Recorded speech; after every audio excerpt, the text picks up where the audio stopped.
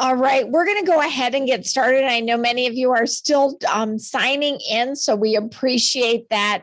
Thank you so much for joining us. I'm Terry Kimball, President and CEO here at the Chandler Chamber, and we cannot wait till you hear from our speaker today. I have with me TV host from Right This Minute, Gayle Bass. Gayle, thank you so much for joining us.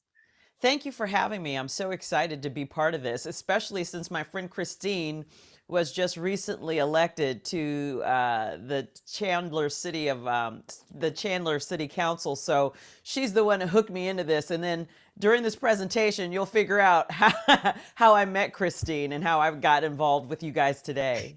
Well, great. Well, Gayle, I just want to give a little bit of background on Gayle. Gayle brings us a background in talk radio and television, as well as a master's degree in journalism to Right This Minute team. A pioneer in reporting news of the web to listeners, Gayle became known as the Click Chick on KTAR radio in Phoenix, breaking down the hot, newsworthy, and interesting news of the internet. She also co-hosted a political roundtable on radio and spent 8 years as co-host of Your Life A to Z on Phoenix's KTVK TV.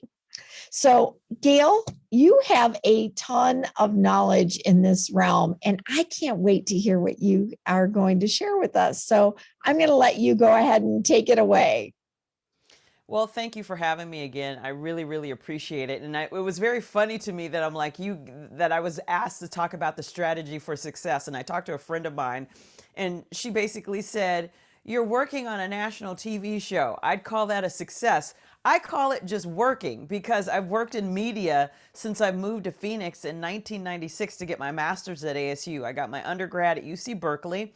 And then in 1997, I started working at what used to be The Zone, and then I moved to KTAR in 1998, and I worked there for nearly 15 years. I started as an overnight news anchor. I was terrible. I was new. I had no experience, but my strategy for success at that time was move back home or do something with your life and start earning some money so you can do the things that you wanted to see that you saw other people doing. And this was before the internet. So you were looking at Instagram and all these pictures of Iceland. This is before YouTube. This was before email. This was before all that. I knew I wanted more for my life than just working in HR, because my first master's actually that I don't talk about is in human resources. And then I moved to Arizona in my mid-20s to work in my dream, which was journalism. So I'm going to call this, and I told Carly that this was my title: Strategy for Success, Do the Uncomfortable. And I like to do the uncomfortable because you learn so much from that. You learn so much from doing the uncomfortable. And I have to learn how to stop this screen. Here we go, hold on. And one of the things that you'll see right here, one of the first things I'm sharing is, this was uncomfortable to me to find this online. As a host of Right This Minute, I went to play polo in the snow. Now, I know a lot of you are wondering, polo in the snow? What the heck is that? Well, my job currently is on a viral video show. And I'm going to play a little video for you so you can understand what my job is. So before I get into this conversation, you'll know where I'm coming from. So let's share the screen again. And I hope everybody can see that. We can. And Okay, while good. Gayle's go ahead and getting that teed up, if you want to ask questions throughout today's program, make sure that you put those in the chat, and Gayle and I will kind of be monitoring that. And hopefully we can get your questions answered throughout the program. If not, we will also address them at the end. So are you ready? I'm ready. Hopefully this All isn't right. too loud. #1 daily viral video show, Right This Minute. Fun, current, and always entertaining. New videos every day before you see them anywhere else. And the stories behind them. We are watching Mickey Wilson making his way across that line, and he's then followed by his fiance. Is this the ultimate destination wedding? Because that's what I'm getting here. This is so cool and picture perfect. So long as you both shall live, I do. And now it's time to walk over the threshold. So he picks his bride up, he walks over. I took the plunge, brother. Yeah. It was the best day of my life.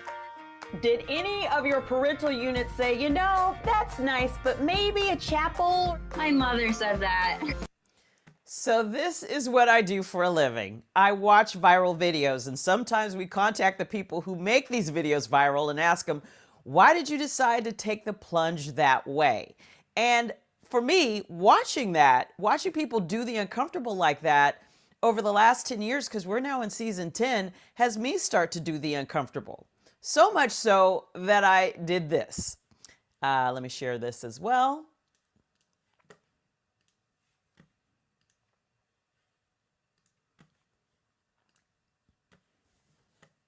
Well, that ghost reached out to us and said, hey, you want to go flying? None of us have ever gone hang gliding. And I think the gentlemanly thing to do, Ollie, since Gayle needs to get into hair and makeup, is to...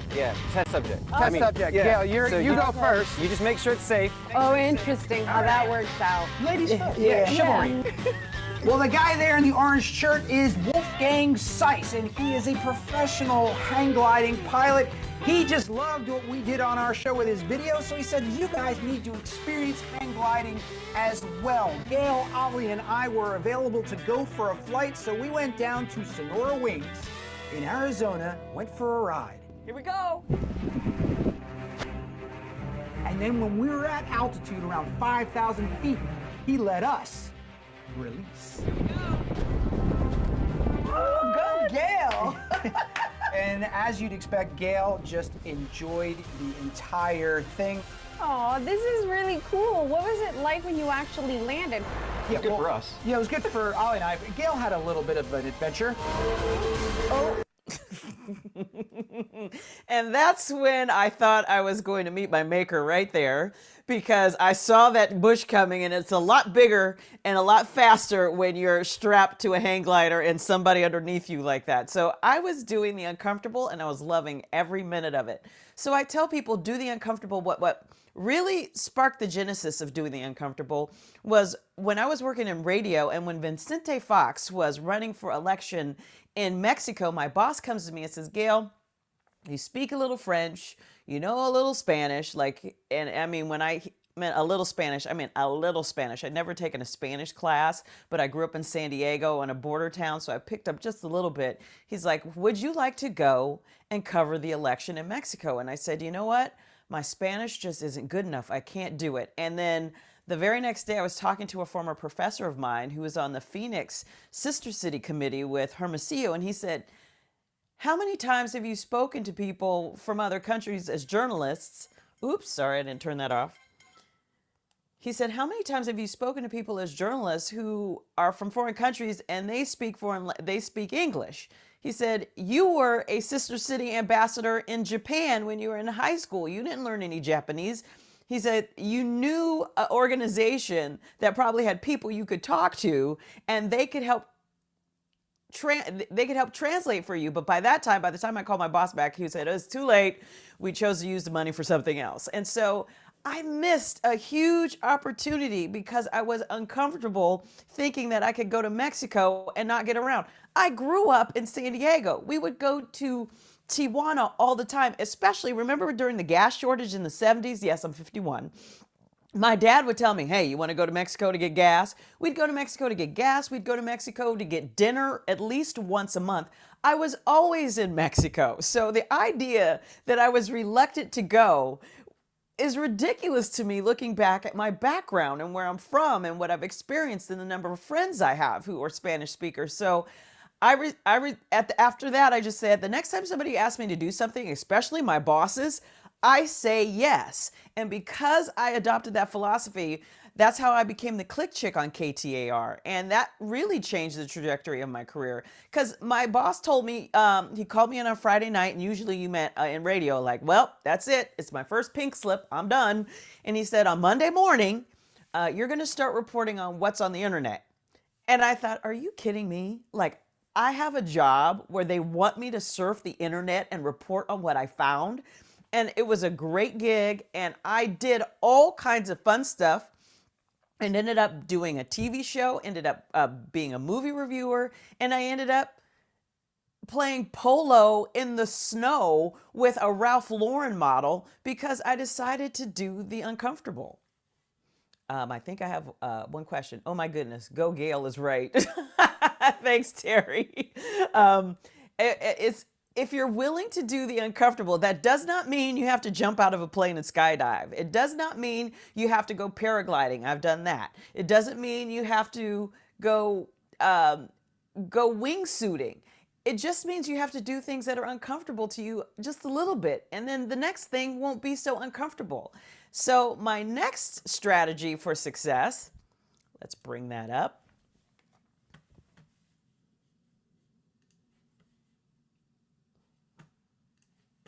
And I've already alluded to this. Ask for help. It doesn't matter if you don't speak the language. Just find someone who does. And as people who are in business, as people in the world, in your church, in your charity, whatever you're working on, wherever you work, you know someone who might know something about a language or something about a program or something about any subject you want to know. Don't be afraid to ask those people for help, because 9 times out of 10, they are so very excited to ask you about it and to talk to you about it. That leads me to number 3. Do what mom told you. My mom was a fantastic teacher and educator for many years before she passed away. And my mom was a mentor teacher, and that means that she got to be a teacher who went to other schools and helped other teachers out. But also my mom believed in traveling and seeing the world, and she just loved to teach. Even after she retired, she would take notes on the National Geography channel.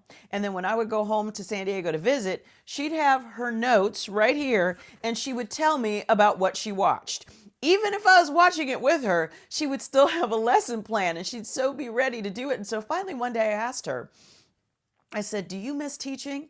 And she said, every single day. And this was 10 years into her retirement that she missed teaching. She loved it. She loved it so much so that she went to Africa by herself to go to an educational seminar and bring information back to teach to her school and her students. My mom was so into teaching that when I was in high school, she finally told me, you either get a job or you come help me in school every day. And I thought, well, I'm going to go help mom every day. I didn't want to get a job, but it was a job. I had a reading group. I had to do everything a teaching assistant would do. But my mom realized, wait a minute, Gayle speaks a little French, at least rudimentary French. So she had me teaching her class. These are 3rd graders. Some of them were non-English speakers. I was teaching them how to speak Spanish. I was teaching them how to speak French. And I mean basic French, you know, cat, dog, I am, you are. Those kids loved it. And years later, one of them came back and told my mom, does Gayle still speak French? Because I went on to learn French in high school and college. So I did that because my mom set such a good example. But also, there was my dad. My dad was the same way. And he and my mom were very much alike, because it says here under, oops, I didn't show this to you. I thought I had been. When my mom and my dad were pretty much the same when it came to being responsive, being active, being friendly, and being approachable. My mom and my dad both believed in continuing education, making themselves better in their careers no matter what they were doing. My dad was an electrician and then became the dean of the school that his union ran for training, for apprenticeship training. And one of the things my parents really had very strongly is a faith in God. My dad still is. and still is a strong believer. And he still volunteers when he can. He's 86 years old.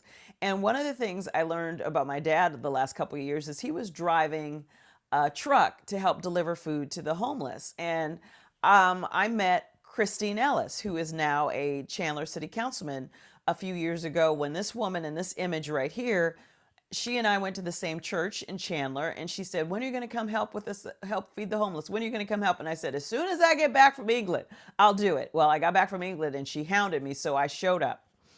I got there, and after one time serving, I knew this is something I had to do. I knew this was, if I'm about my Father's business, I need to help those in need. So this woman right here, Kat Pollard, who's the secretary of the Bridge for Community Services, she and I would get there early in the morning.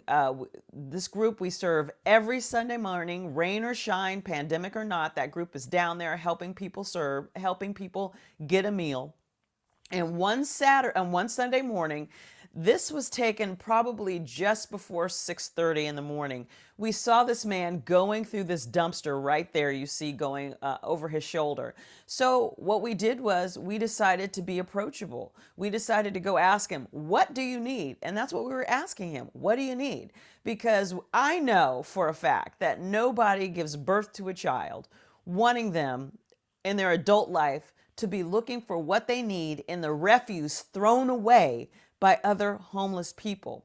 And it's all because we wanted to be approachable. We wanted to help. We wanted to do good things. We wanted to help people who were in need. And because Christine Ellis was the one who founded this charity years ago, driving down the streets, looking under a bridge and seeing all these homeless people, she started going to give them peanut butter sandwiches, and then she'd start taking them chicken dinners. And then it's grown to this organization that now just bought a building, just bought property downtown where they're serving the homeless. And I had been serving, I'd gone like for 3 weeks in a row, and they asked me to be on the board. So for 5 years until last year, because I had to isolate, I could not serve with everybody else going down there feeding the homeless every Sunday. But that core group still goes down there every Sunday to help serve those people. And this was all because Kat Pollard was approachable, because Christine Ellis was approachable. And so I got an experience being on a board. I never in my life thought I'd be on a board to help a charity help serve people. I thought, you had to raise $25,000 and you had to have big pockets. Not at all. We were a working board. We worked. I spent many Saturdays going to food banks, collecting up food so we'd have enough to serve these people on Sunday morning. And some mornings we'd have 1,000 people down there needing a meal, wanting a hot meal. And let me tell you, it is not easy work on a Sunday morning in August when it's 100 degrees on the pavement at 9 a.m. or 8 a.m. in the morning. But you do it because you get a passion that you don't pay attention to the heat after a while. You forget about it when you see the need. And you see the need when you talk to people and they invite you places. One very critical thing my mom taught me that I apply to my personal life and in work. She said, spend time with people who want to spend time with you.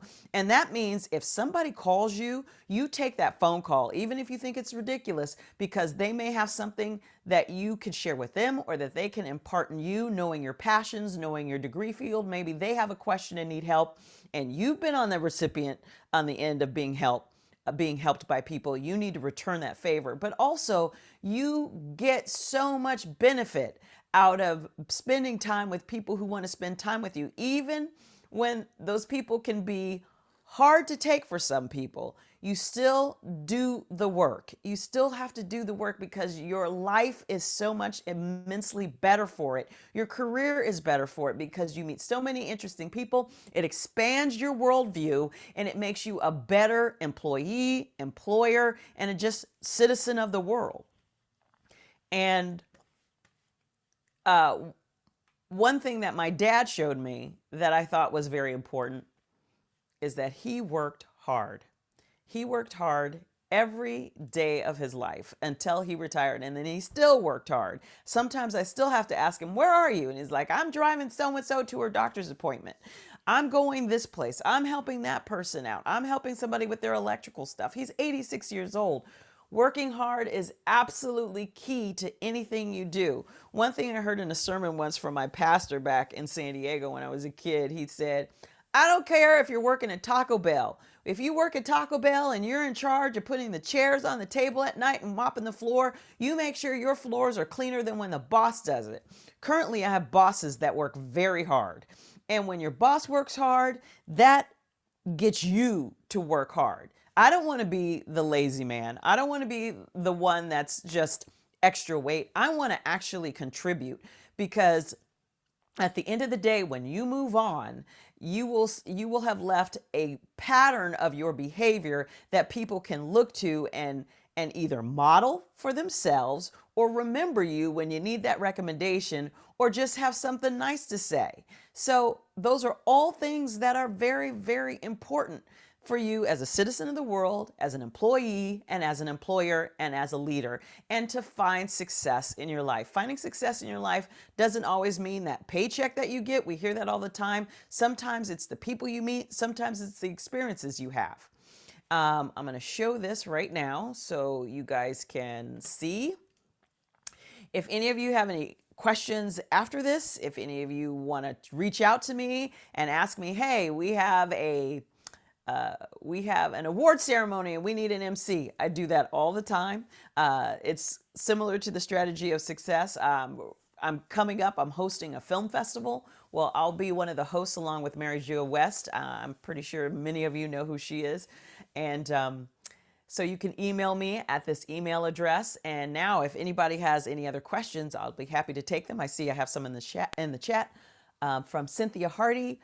When did you start reviewing film? I started reviewing film, back when I was at KTAR. My friend had a Saturday night show, and I had been going to the movie screenings because, you know, when you work in radio, sometimes you don't get the highest pay. So anytime I get anything free, I'd go to that. So I started going to movie screenings, and he was a critic, and he couldn't go to one. So I reviewed the movie. And then he's like, you know what, you should do this all the time. So I started reviewing movies on his show Another Saturday Night on KTAR. And then I went on to do a couple of other movie shows. And then I also did them on K-Lite before K-Lite became a sports station, but is now the home of KTAR, now the home of KTR Sports.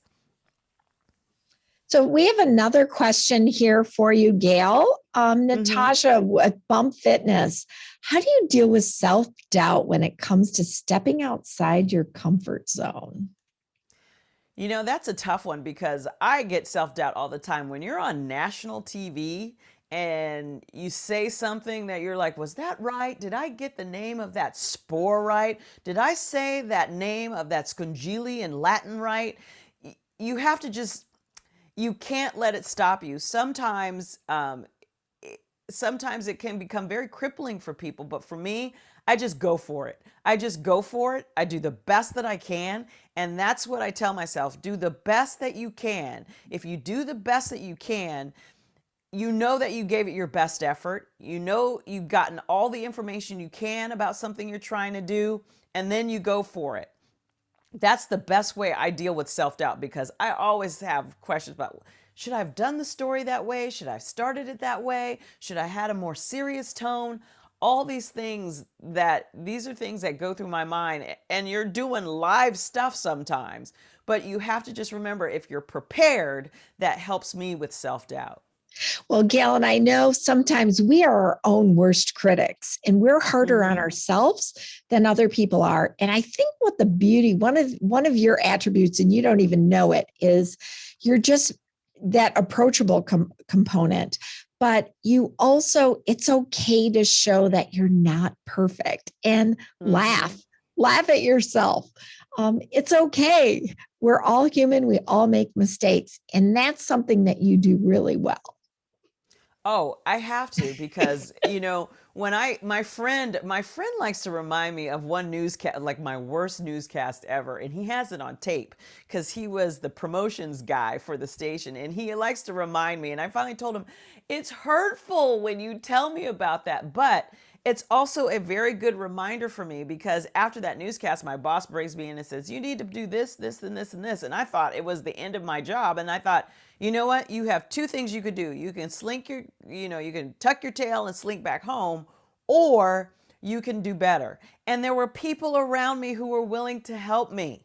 And that's the cool thing, is that you learn that other people have been there too. Yep. So, Gayle, can you talk a little bit about who some of your media role models were when you were growing up? And did you see yourself represented in the media? I didn't see myself represented until much more recently, but my models were, I love to say this, my model was Walter Cronkite, after whom I've named my dog, who I'm surprised hasn't walked in here yet. And because when I was a little girl, I used to watch the news. I was addicted to the news, and I just saw the elegance, the way he chose to depart the news to us, and I saw the respect that he got. So that was a model for me. Also, it's other people that I've come across in my career. There's Connie Weber was a news anchor at KTAR. She was fantastic. She would write her own scripts. She was terrific in her delivery. Plus, she was very helpful to me, gave me good suggestions. So these were people who were very crucial to me doing well. Plus, my bosses. I had bosses who I could go into their offices and talk to them. And I think it's because of my background in HR and doing HR seminars, I knew that I could go to my boss and say, if you want me to do a better job, what do you see? Where do you see me needing to improve? How do I do that? And usually what happens with a good boss is they'll say, what tools do you need to do your job well? Mm-hmm. And so I've always had really good bosses. Like right now, my boss, Phil Alvidrez and Dennis O'Neill, who were at Channel 3 when Channel 3 was like the be all and end all of morning shows. When I first moved here in 1996, I mean, I had an internship there, and my boss now was the one who hired me for an internship back then. But what was so funny was during the internship, he was laid back like this, his feet up, pretending to be asleep. So I was sarcastic the entire time, like, this guy has no interest in being here at all. So I was stunned and surprised that they picked me for an internship. But, let's see, that was in 96. So like nearly 15 years later, they're calling me saying, hey, we're going to try this national TV show. We want you to be a part of it. I'm glad that they had paid attention to the work that I was doing in town, so I could have the opportunity. And I think it's because I was in town and they could see what I was doing and how I was growing. And I thought it was because of me talking about what you find on the internet and the web, because our show is a web-based show. It is on TV, but all of our stuff is from the internet. And they said, no, it was because of what you were doing in talk radio, how you knew how to respond quickly to situations. Because our show, I have to tell people, right this minute, is unscripted. We're not learning anything. Only one person has seen the video, and then the rest of them their reactions are authentic. They haven't seen it. And they wanted somebody who would be able to react quickly. Well, and I think you do that very, very well. And that HR component, I loved how you weaved that in there, because you're right. I always ask my team here, okay, what do you need? What tools do you need? Because if they don't know, then how can I get them to where they need to be as well? So we have another question. What do you do for self-care? That's very popular nowadays to talk about self-care, but I think that's something I've been doing a long time. I think being a person of faith, when I go to church and I pray and I think about where I need to work on myself, where I'm worried about other people, that for me is part of self-care. But also, humans have a tendency to be able to take care of themselves. Like, I haven't been able to get a pedicure since last March. I have wanted one desperately, but I can't. And So for me, that's what self-care was, because I've always been in tune with where am I mentally? Where am I spiritually? Because, my faith in Jesus has dictated that, I've found that being happy is not focusing on myself so much that I can't pay attention to what's happening around people around me.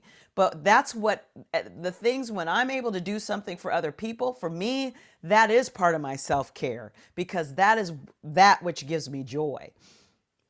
Well, very, very.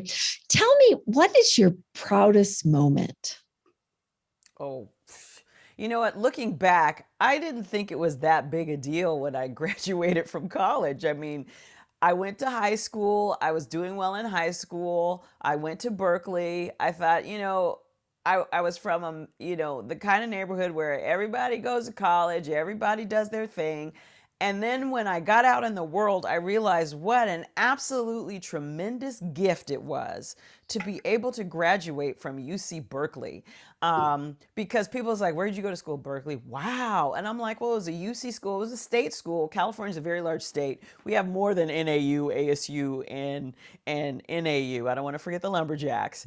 And now Grand Canyon University. But I mean, California has a large school system, but Berkeley is consistently one of the top universities in the nation. And I just thought of it as, well, one goes to school and one gets educated. That's what you're supposed to do. But when I look back at people of my background, when I look at a lot of other Black students, when I look at other minority students, and when I look at other people who are not minorities, who dream of going to college and get an enormous amount of debt to go to college, I think what a gift it was that when I went to college, my parents were able to write a check. Well, back then, it was only like $700 a semester, if you could think about it, for me to go to a state school. And I lived with my grandmother. My grandmother lived in Oakland, which is right next to Berkeley. So I lived with my grandmother. I went to college. I got my first car, which was a piece of junk, but I had a car. I mean, I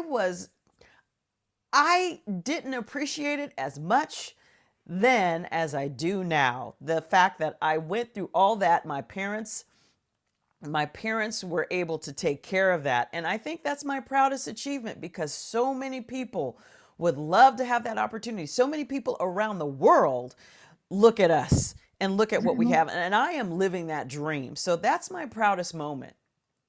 So in all of us, in all of our life's journeys, we all have those hiccups or those low points that help shape us to who we are today. Mm-hmm. Do you want to share any of those? How much time have we got? Because, well, one of those low points I talked to, like that one newscast that was just, unbelievably dreadful. Luckily, it was like 4 o'clock in the morning, but still people heard it and people teased me about it. And it was painful because it wasn't the best. It was something that today would go viral and people would laugh about. And nowadays, I'm glad the internet wasn't around when I did that, because, well, it was starting to be around, but people weren't saving stuff online and things weren't going viral. And I was able to learn from that. And that's, to me, career-wise, that's one of the most, that was painful, looking back and thinking back and listening to it and knowing that people heard it. That, to me, that was the toughest. But it also sparked me to say, you will never, ever sound like that on the air again. Well, we all have those moments, and we keep reflecting back. I know that I grow more from my mistakes than from my successes. And I think that that's all kind of inherent in all of us. So what's next on your horizon? Because I know that you are not done coming up with new things. Right now, I'm just, I'm trying to figure out how I mix journalism with HR. And I don't know how to do that yet, because I think for me, being able to be a public speaker. I've seen people who say, I'm doing public speaking. I'd like to do more public speaking. I'd like to have a platform like this where I can share my story and talk to people, because in so doing, when you get to do that, you meet so many fabulous people that you get other opportunities that you never imagined. I never imagined I'd be public speaking until somebody said, we need an MC for something and somebody's sick. Can you come tomorrow night? The next thing I know, I'm MCing at this gala with like 500 people. And I love doing that. And I like even doing the small ones when there's only 20 people. And for me, I get a lot of energy from working with other people like that. And even though it's very isolating to be at work and my only coworker is my dog and he eats my lunch half the time, I miss being out, being in I do miss the business side of work. There's sometimes I do miss HR, and I miss, working with people that way. So somehow I'm thinking with public speaking, I'll be able to do that a little more, just interact with people like I used to. Well, you've done a tremendous job also about being relevant and staying. What do you attribute that to? I think it's just the desire to work. I mean, I've never been the stay-at-home kind of person. I've never been a wallflower. I've always been one of those people, even when I was a little girl, I'm told I had one of those personalities that demanded attention. I thought maybe because I talked a lot, but they said no, it was more than that, because when I was a little girl, I had this deep little voice, and I wasn't like a child. You know how in some children you encounter, you talk to them like they're children, and some children talk to you like, how does a plane fly? Can you explain lift to me? Those are the kind of questions I asked for as a child, and I'm still asking those questions. And I think if you're curious, if you have a natural curiosity, if you have the desire to, as they would say, press the flesh with humanity, if you want to see the world and find out what's in the world around you, that just keeps you curious and relevant, because that helps you understand that there's more to the world than just you and your little cocoon that you live in, and expanding your horizons and knowing what's out there helps you stay relevant. Well, and I also, you talked about Walter Cronkite being one of your role models in media growing up. And again, it's whether it's male or female or whoever, I think it's also what one of your strengths has been is you just seek out the best of the best and try learning from that. Well, when you're a little kid, you understand how important Walter Cronkite is. And then because he was the man on the news. So that's how we took in the news. We had a half-hour news on 3 different stations. That was it when I was growing up. Today, it's completely different. Anybody could post up anything that they say is news. And you have to consider the source, as I tell people. But also, Walter Cronkite he's the namesake of the Walter Cronkite School of Journalism that I chose to go to. And so I got to meet him on several opportunities, and it was wonderful to actually ask him those questions I had as a little girl, because one of the things that really struck me in news coverage back in the day was the Jonestown massacre, all those people that went on that cult following Jim Jones. And I paid so much attention to that as a child, and I'll never forget getting a magazine with this family and that Kool-Aid. Everybody says they're drinking the Kool-Aid. Well, I remember where that phrase came from. These people drinking that drink and that vat of that stuff that they had drunk, and this family, this parents and this child sitting in the middle of them. That struck me. So when I met Walter Cronkite, that's what I asked him about. I was like, talk about covering that. Talk about what that experience was like. And the good thing was he very much remembered that news story. He very much remembered the coverage. And I got to talk to him about that. And I told him how that's what sparked my interest in news, because I wanted to know what would make people do that with their child. What would make people go to that extreme? What's the best advice you've ever received? Oh.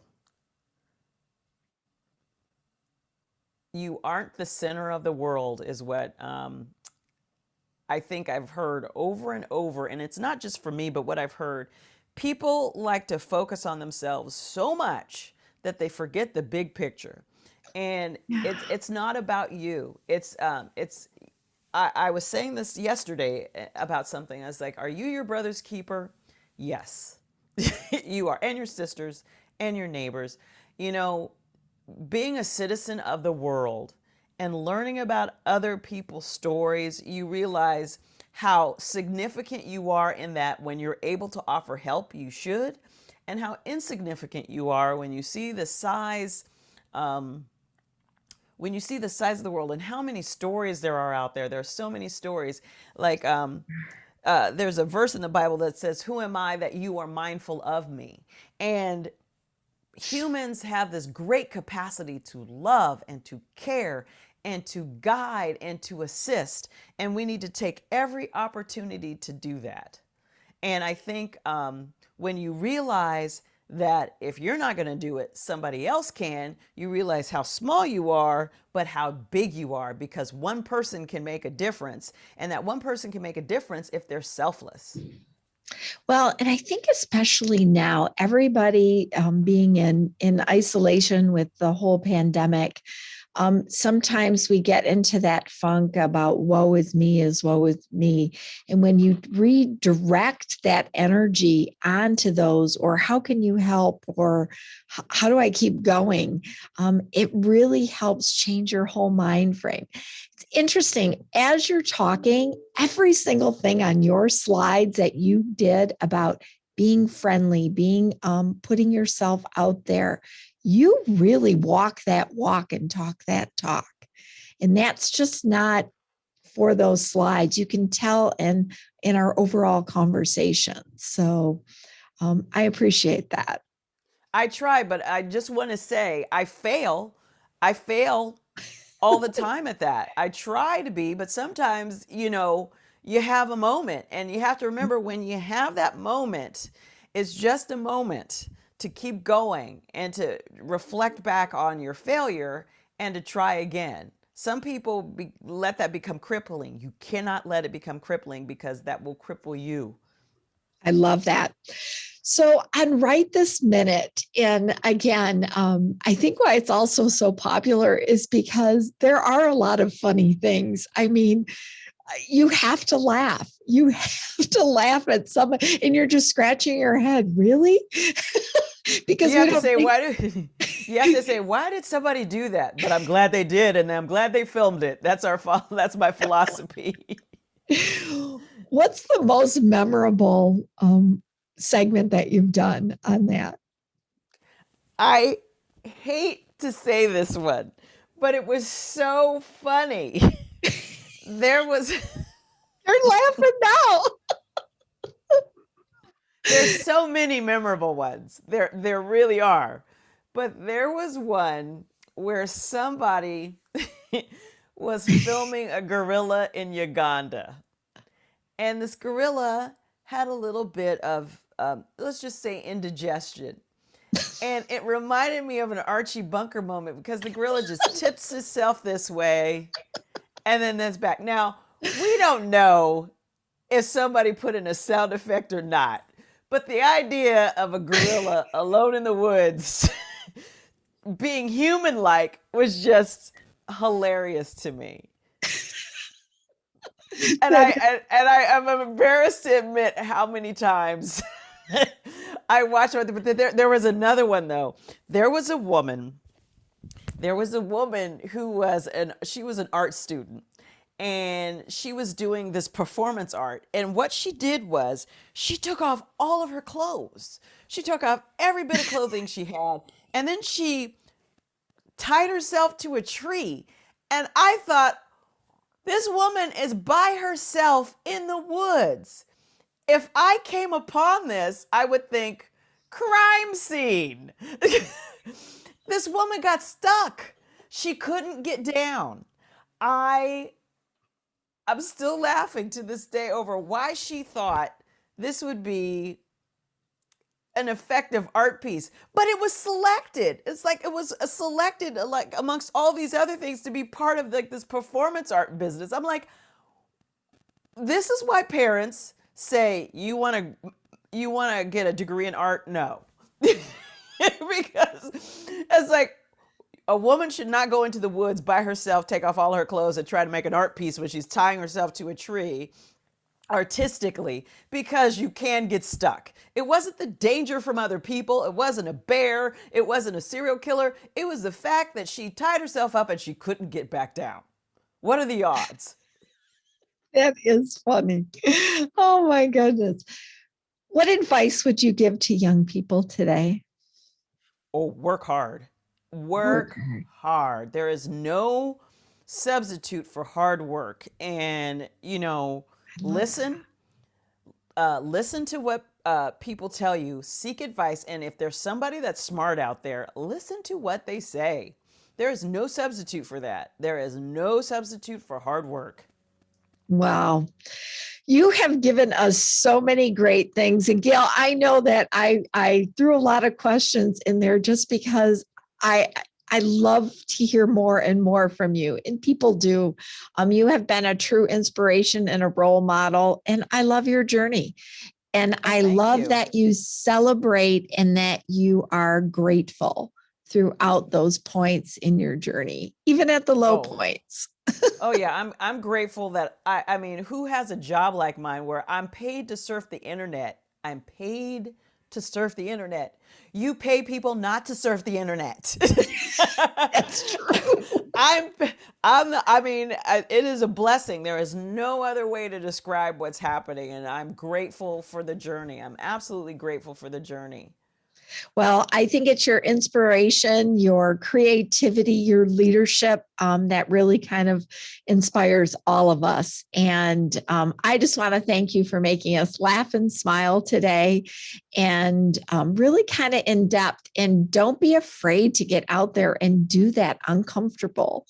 COVID has made us all uncomfortable. Now we have to embrace it. Yeah, get the shot, wear your mask. Exactly. Well, Gayle, I just want to thank you again for your time. And if you have more questions, Gayle, how can they reach out to you? One more time, let me share. I'm on LinkedIn, and I have to tell people, I spell Gayle with a Y, not the Gail. So it's Gay. So I finally got an easy email for people to remember, Gayle@GayleBass.com, which basically goes to my Hotmail. There you go. That's how people can reach me. And I'm on LinkedIn as well. And I usually accept everybody. Well, thank you again. Thank you for joining us. And don't forget to tune in next week. We will have Mark Stewart and Jillian Grammer with Concept to Completion, reading the digital tea leaves, Google Analytics, and Google AdWords, how to take your business to that next level. So thanks again, Gayle. You have a great day. Thank you. Keep us laughing. Thank you. Oh, oops. Oh. We answered those questions. I'm sorry. We did. Hey, feel free to reach out to me. And if you do, I will send you the link to those stories I told you about so you can watch them. Love it. All right. Thanks again. Bye-bye. Thank you so much, Terry. It was an absolute honor. I appreciate it. And call me anytime. We will. Thank you.